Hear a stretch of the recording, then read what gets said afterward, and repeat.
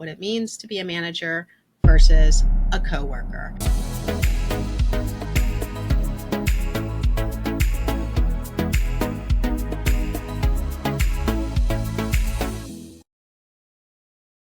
One thing to keep in mind is that when you get the promotion, the purpose of the rest of this podcast, you're being promoted from within. When you receive this promotion or title, things have to feel different. And I think that's the biggest issue when somebody becomes promoted from within, because there's really no change. Like, you sit in the same place, your workspace looks the same, your title may not even change. Maybe you were the manager and now like you have more managerial duties, but you're still the manager.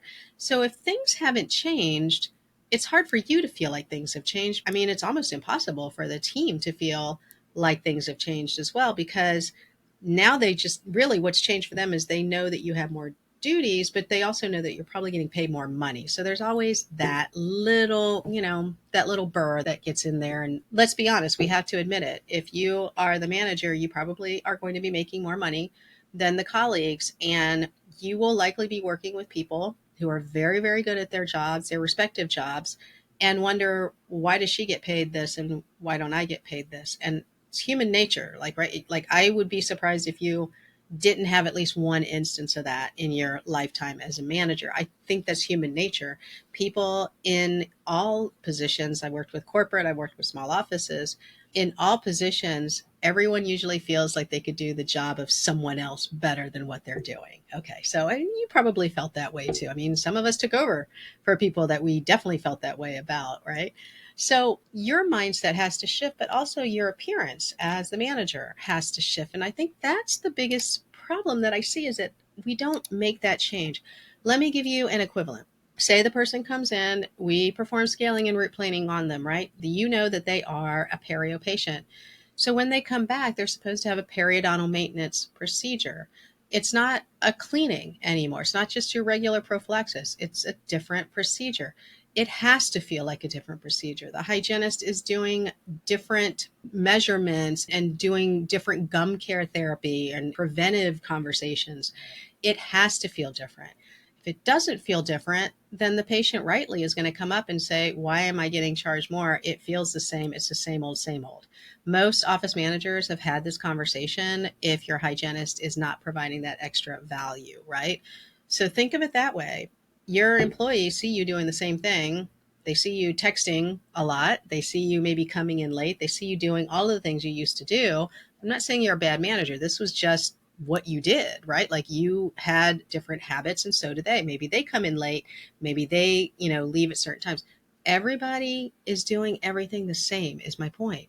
Why then is everything different as far as the power dynamics? Okay, so I want you to shift not only your mindset, but actually the physical appearance, right? So maybe you do move your desk. Maybe you still sit up front, but you have dedicated duties and tasks that you move and do in a different area. Maybe you go into the doctor's office to discuss certain things. So do you see what I mean? Like, things have to be different because ideally you are doing more high level strategic thinking and managing a lot of tasks. The other thing is, and this is hard, you're going to have to set some boundaries, and that's tough, especially when you have worked with these people for a long time. I mean, heck, even if you haven't worked with them for a long time, you got friendly. We work with people, we're there all day with them. We see them a lot more than our families in many cases. And so boundaries start to get blurred. We have a good time. We laugh. We give each other, we razz each other.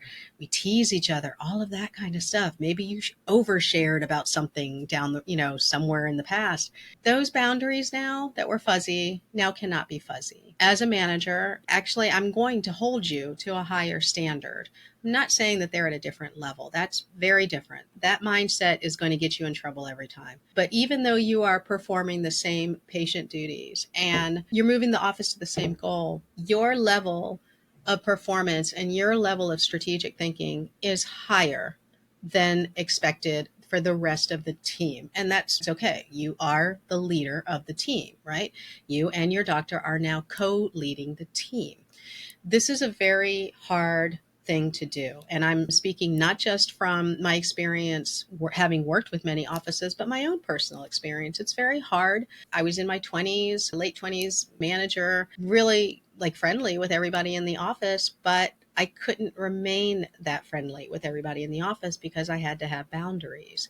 One thing that comes up a lot in these classes is the concept of complaining and venting, and let's be honest, gossiping. So maybe in the past, kind of joked around about people. Maybe you gossiped a little bit about people, right? Maybe you just had one person, maybe that you and your work bestie, when the other person came in from lunch, you kind of just went, oh, I don't know what kind of mood she's going to be in, that kind of thing. This is normal work stuff, right? You now are not doing that.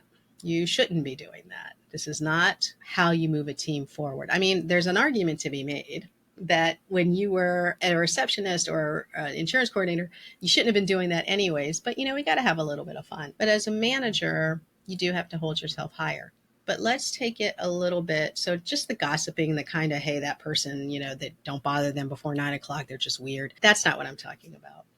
Let's really focus in on the complaining and the commiserating. All right. So there's venting. And many times our job as a manager is to listen, very much to listen, which is kind of hard when you're the one usually like telling people what to do and creating systems and putting things in place. But the real big talent as a manager is to listen and understand, are they coming from a place of constructive venting, constructive conversation, or are they bending your ear because they know that you're going to listen to them? Would you like to hear more? Follow the link for the full episode.